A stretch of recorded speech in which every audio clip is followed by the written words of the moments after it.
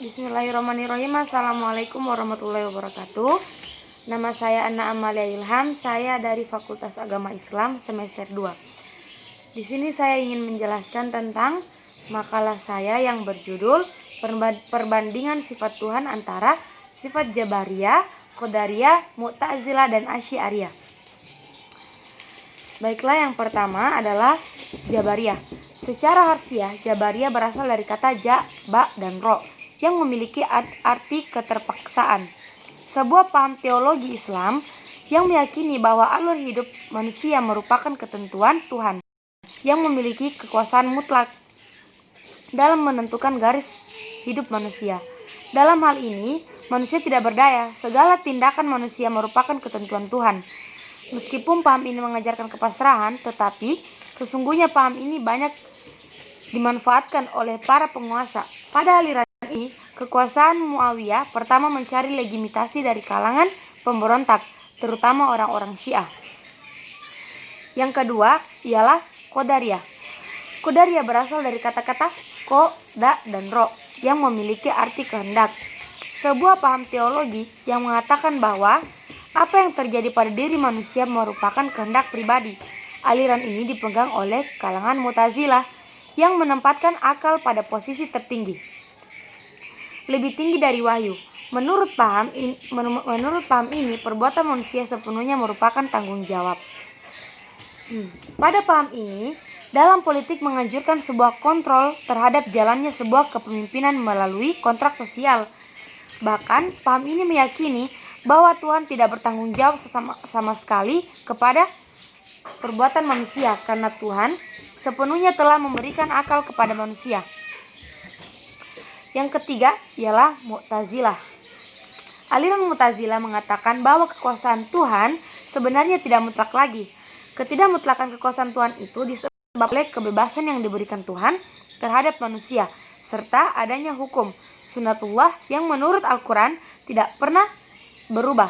Oleh sebab itu, dalam Mu'tazilah, kekuasaan dan kehendak mutlak Tuhan berlaku dalam jalur hukum-hukum yang tersebar di alam semesta.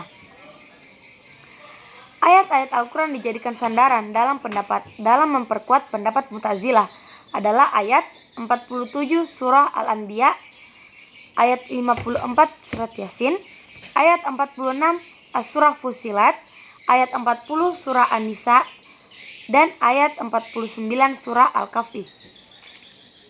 Keadilan Tuhan menurut konsep Mu'tazilah merupakan titik tolak dalam pemikirannya tentang kehendak mutlak Tuhan. Keadilan Tuhan terletak pada keharusan adanya tujuan dan perbuatan dalam perbuatan-perbuatannya, yaitu kewajiban berbuat baik dan terbaik bagi makhluk dan memberi kebebasan kepada manusia. Yang keempat adalah Asy'ariyah. Kaum Asy'ariyah, kaum ini percaya pada kemutlakan kekuasaan Tuhan, berpendapat bahwa Tuhan tidak mempunyai tujuan. Yang mendorong Tuhan untuk berbuat sesuatu semata-mata adalah kekuasaan dan kehendaknya, ya, karena kepentingan manusia atau tujuan lain.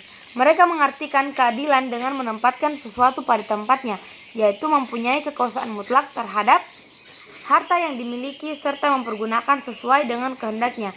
Dengan demikian, keadilan Tuhan mengandung arti bahwa Tuhan punya kekuasaan mutlak kepada makhluknya dan dapat berbuat sekehendak hatinya.